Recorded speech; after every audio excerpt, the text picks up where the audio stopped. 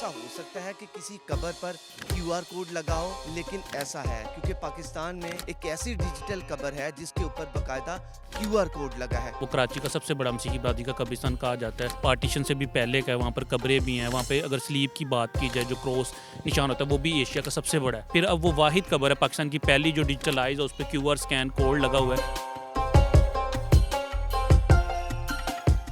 السلام علیکم، میں ہوں سامہ خامس فناس۔ ناظرین، کیا ایسا ہو سکتا ہے کہ کسی قبر پر کیو آر کوڈ لگا ہو؟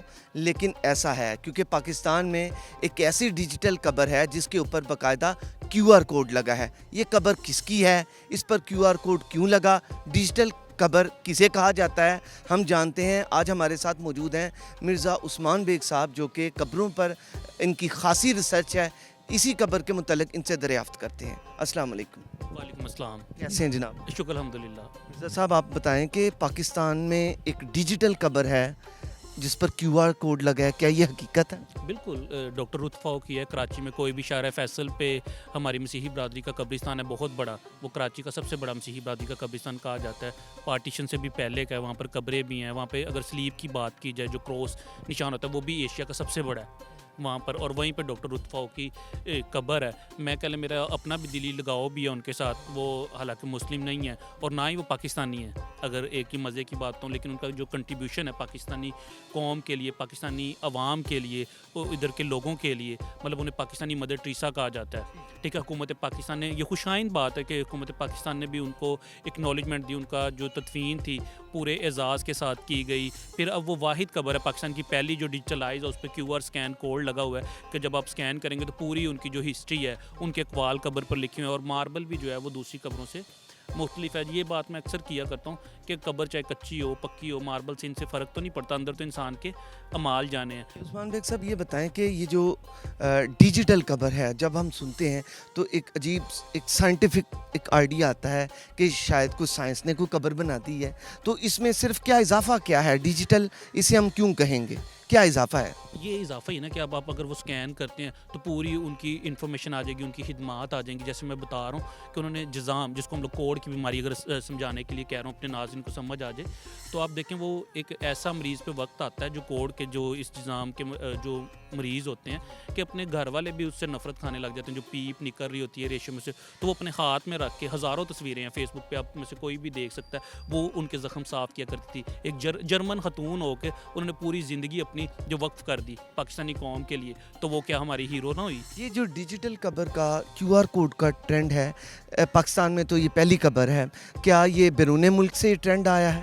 بالکل، یہ آپ کو بتاتا رہا ہوں کہ آپ کسی بھی دنیا کے کسی بھی باہر میوزیم میں چلے جاتے ہیں، ہمارے یہاں پہ تختیاں نہیں لگی ہوئی بدقسمتی سے۔ ابھی اس ٹائم پہ بھی ہم ایک مقبرے میں بیٹھے ہیں، اگر آپ نے بتانا ہو تو آپ بتا نہیں پاؤ گے کہ یہ قبر کس کی ہے۔ آپ نے دیکھے جو ہسٹری ہے نا، اگر آپ نے کوئی چیز ثابت کرنی ہے تو اوتھینٹک ایویڈنس ہونا چاہیے آپ کے پاس۔ جیسے آپ نے ایک مت سنی ہوگی کہ 9 گزہ قبریں ہوتی ہیں، لمبی قبریں، حالانکہ وہ 9 گز سے بھی لمبی ہوتی ہے، لیکن وہ معروف ہیں جی کہ 9 گز ہے، تو وہ کیسے ثابت کریں گے کہ اندر جو آدمی ہے وہ اس کی ہائٹ یہی تھی؟ یہ متس چلی آ رہی ہیں۔ تو اسی طرح کیو آر اسکین کوڈ اگر ہے، وہ قبر کے اوپر لگا ہے یا اس کے قریب بھی لگا ہوا ہے، تو میں سمجھتا ہوں ایسے ہونا چاہیے۔ مجھے وہ بڑی وہ خوبصورت نیٹ اینڈ کلین اور بڑا وہ ان کی پکچر لگائی گئی ہے ارد گرد۔ آپ نے کیو آر کوڈ سے اسے اسکین؟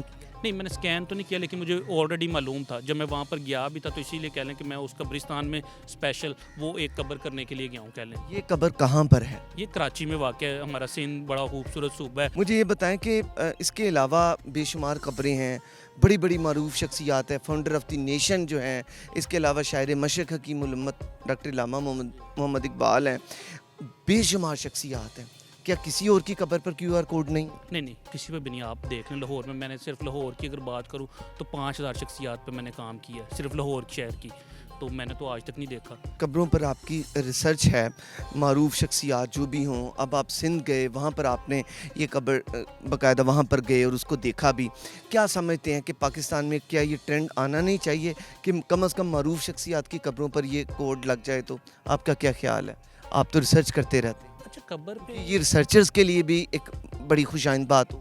بالکل آسانی ہو جائے گی نا۔ اب دیکھیں جو ریئل نیمز ہوتے ہیں وہ ڈیفرنٹ ہوتے ہیں، جو گھروں کے نام ہوتے ہیں، جو میں اکثر بات کرتا ہوں، جیسے لاہور میں اداکارہ نادرہ ہیں، تو وہ فیمس تو نادرہ کی وجہ سے 80% لوگوں کو تو ان کا اوریجنل نام پتہ ہی نہیں ہوگا کہ فرح اجاز ہے۔ میں ایون کہ جب ایز اے ریسرچر کام کر رہا تھا تو میں کئی دفعہ ان کی قبر سے 1000 دفعہ گزرا ہوں گا, مجھے پتہ ہی نہیں تھا. ریئل نیمز تو اور ہوتے ہیں. اگر یہ ڈیجیٹلائز ہو جائے تو اس سے فارنر کو بھی فائدہ ہوگا, پاکستان کو بھی فائدہ ہوگا, ہمارے لوگوں کو بھی فائدہ ہوگا. ظاہری بات ہے, فوائد تو اگر آپ گننے چلیں گے تو وہ تو ہزاروں میں ہوں گے. جیسے آپ نے فورنرس کی بات کی, وہ ٹورسٹ آئیں گے تو اٹریکشن بڑھے گا, وہ ان کے لیے آسانی ہو جائے گی. وہ یہاں پر آ کے زبان کا مسئلہ ہے یا کوئی تو انگلش جو لینگویج ہے وہ انٹرنیشنل لینگویج ہے, ٹھیک ہے, وہ ایزیلی وہ اس کو اسکین کریں گے تو ان کو کسی کا بھی, آپ کا, میرا یا کسی کی بھی اس کو مدد کی ضرورت نہیں ہوگی. وہ خود ہی ان کو پتہ چل جائے گا. ایک کوئی ویب سائٹ ہو, کوئی چیز ہو جس میں پورا ڈاٹا پڑا ہو کہ یہ اس قبرستان میں مدفن ہے. مجھے اب کئی دفعہ ڈھونڈنے میں کئیوں کے 10 سال لگ گئے, پتہ ہی نہیں چل رہا کہ کہاں پہ ہیں, یا کہیں پہ آپ کو الاؤ ہی نہیں ہوتا. بہت شکریہ آپ کا مرزا عثمان بیگ صاحب, تھینک یو سو مچ.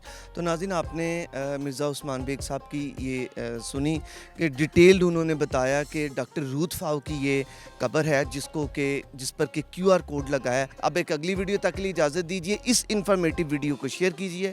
اجازت دیں, اللہ آپ کا ہمارا حامی ناصر.